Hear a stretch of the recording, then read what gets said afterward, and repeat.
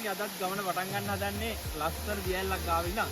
ඔයාලට පේනවා ඇති මම ඊට පස්සේ වෙන්නේ මේක උඩ භාගයේ හන්දියේ ඉඳන් මීටර් 100ක් විතර වගේ දුර යනකොට තමයි මේ ඇල්ල අපිට දකින්න ලැබෙන්නේ.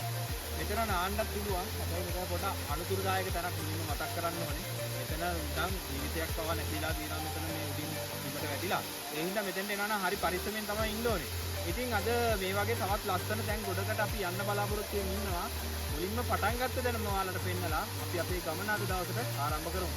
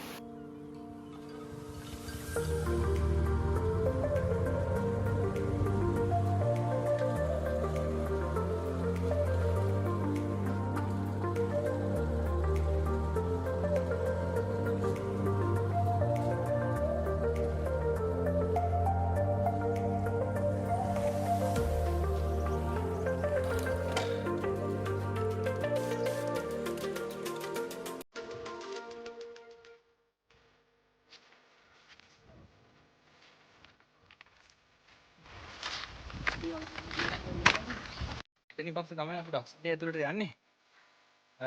බලමු ඊළඟට කොහොමද යන්නේ අපි කියලා. ඉතින් අපි දැන් යනින් කැලේ ඇතුළට පොඩ යන ගමන් ඉන්නේ. මේකේ පොඩක් පරිස්සමෙන් යන්න ඕනේ. මොකද කැලෑදීදී වගේ සත්තු මේකේ ඉන්නවා කියලා තමයි අපිට ගමෙන් ආරංචි ලැබුණේ. පරිස්සමෙන් යන්න කියලා තමයි අපිටත් කිව්වේ. ඉතින් අපි බලමු ඉස්සරහට ගිහිල්ලා කොහොමද කියලා.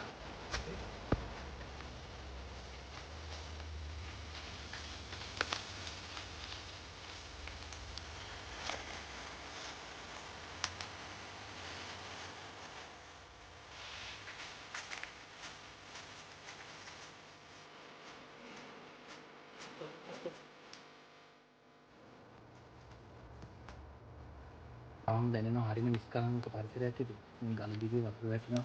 ඒකත් අපිට හරියට කනට මිහිරි ශබ්දයක් විදිහට දැනෙනවා. ඉතින් හරි නිස්කලංක තැනක්. මේ සංරක්ෂිත තැනක්. එහෙනම් මම කියන්නේ ඒ විදිහට තමයි අවසර අරගෙන ඉදිරියට එන්න ඕනේ. ඒ හින්දා යලිත් මතක් කරනවා මෙතෙන්ට එනවනම් අපෙන් අපිටත් ඔයාලට උදව් කරන්න පුළුවන්. ඒ විදිහට අවසරයක් අරගෙන තමයි අනිවාර්යෙන් මෙතෙන්ට එන්න ඕනේ.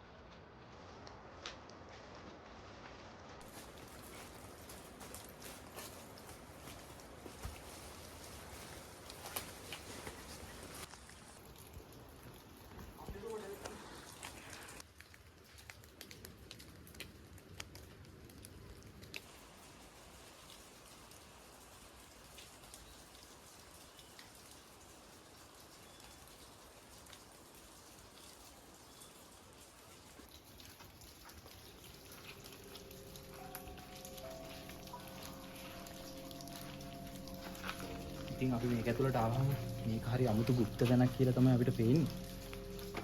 හැමතැනම පේනවා සත්තු ඉන්නකෝ පාරවල්. ඉතින් අනිවාර්යෙන් මෙතන සත්තු ඇවිල්ලා ඉන්න තැනක් ඉන්නවා. මොකද මේ වගේ තැනක් කැලේක තියෙනවා කියන්නේ හරි අමුතු හැඟීමක් තමයි මෙතනට අපිට ආවම පේන්නේ. මේක පොඩි තැනක් නෙමෙයි, ගොඩක් විශාලයි. මේක තලාවක් එක්ක තියෙන මේක ලොකු ගල් ගුහාවක්. මේක මාර විශාලයි.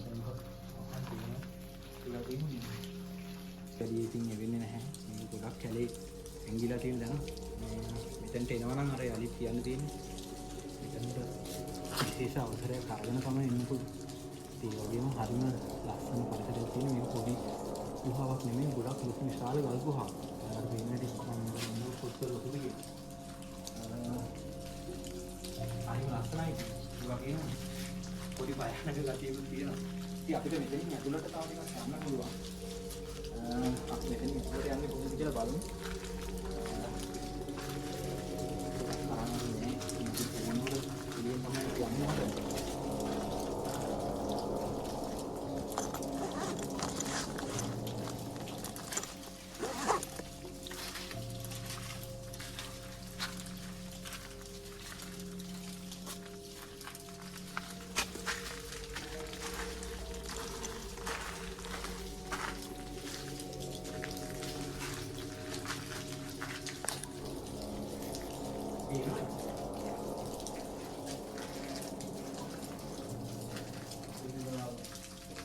ඒ වවුල් බෙකින්ම තියෙනවා.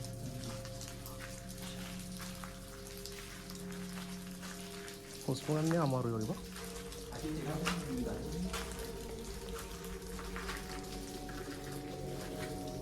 මම දැවන්නේ.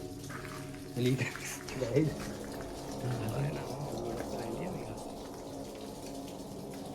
මේක තිරිවාන විශේෂයක් වගේ තමයි අපිට පේන්නේ. හරියට නිකන් අපි ඇත්තටම කියන්න තේරෙන්නේ නැහැ මොකක්ද කියලා. හැබැයි මේක හරි ලස්සනයි. මේක ඇතුලේ තියෙන කළු ගලක් නෙමෙයි, තිරිවාන වලින් තමයි මේක හැදලා තියෙන්නේ. හරියට නිකන් රෝස තිරිවාන කන්ද වගේ දෙයක් තමයි තියෙන්නේ. ලස්සනයි.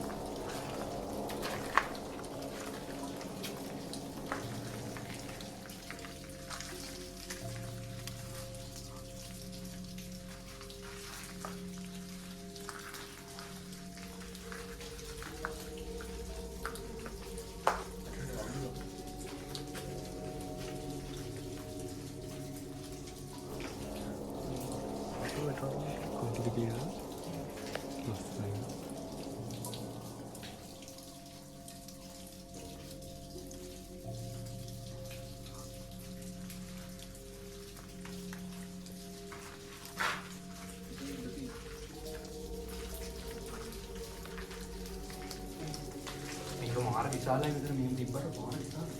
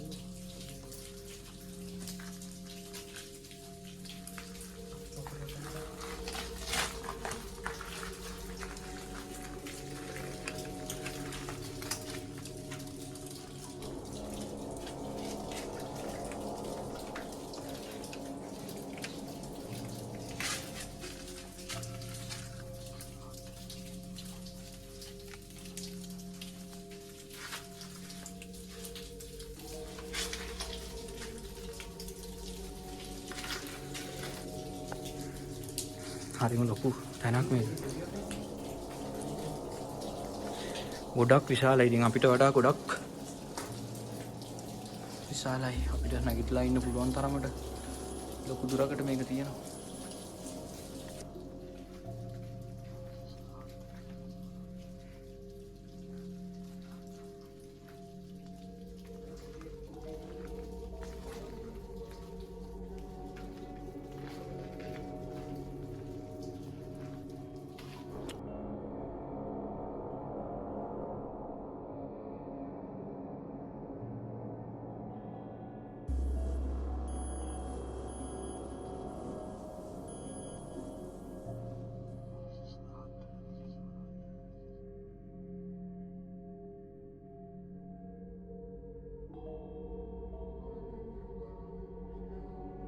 පාර ආර්සියකට ඉන්න පුළුවන් තරම් දුරක් මේකේ තියෙනවා.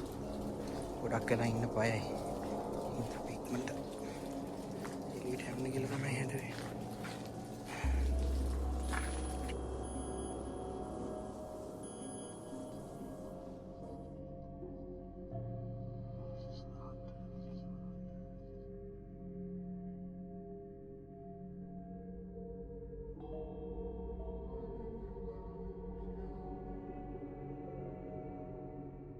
අද ඉතින් අපේ වීඩියෝ එකෙන් අපි ආවේ හරිම වෙනස් තැනක් බලන්න. ඉතින් වෙනදා වගේ නොවුනට හරි වෙනස් අත්දැකීමක් කියලා අපි හිතනවා. ඉතින් මේක අපි ආවේ බොරලංකඩ, ඊට පස්සේ අයිලා වත්තහරහා තමයි ආවේ. මෙතනට එනවා නම් විශේෂ අවසරයක් අනිවාර්යයෙන්ම ගන්න ඕනේ. මේක දැවිලි සමාගමක් යටතේ තියෙන සංරක්ෂිත ප්‍රදේශයක්. ඉතින් මෙතනට එනවා නම් අනිවාර්යයෙන් විශේෂ අවසරයක් තියෙනවා. අපිත් ඒ විදිහට අවසරයක් අරගෙන තමයි මෙතනට ආවේ.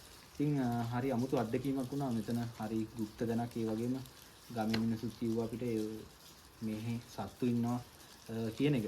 ඉතින් අපිට ආවහම දකින්න පුළුවන් මේ හැමතැනම සත්තු ගැවිලා තිබ්බ අඩිපාරවල් වගේ විශේෂ සලකුණු තියෙනවා. මෙතන මේ හරි গুপ্ত අත්දැකීමක් තියෙන. ඒ වගේම මෙතන ලොකු විශේෂත්වයක්ත් තියෙනවා. මේක කළුගල් වලින් නෙමෙයි, තිරිවානා වලින් තමයි මේක හැදිලා තියෙන්නේ. ඇත්තටම හරියට නිකන් රෝස පැහැයට හුරු තිරිවානා වලින් හැදිච්ච ලොකු ගල් ගුහාවක්. මේක ලොකු පරාසයකට විහිදලා තියෙනවා. මේක ඔයාලට පේන විදිහටම ලොකු පරාසයකට විහිදලා තියෙන තැන. ඉතින් අද දවසේ වීඩියෝ එක අපි මේ විදිහට ඉවර කරන්න හදනකොට ඔයාලගෙන් ආදරෙන් මතක් කරනවා අපිත් එක්ක දිගටම ඉන්න. ඒ වගේම මේ වගේ තවත් වීඩියෝ බලන්න අපිව subscribe කරන්න කියලා ගොඩක් ආදරෙන් මතක් කරනවා.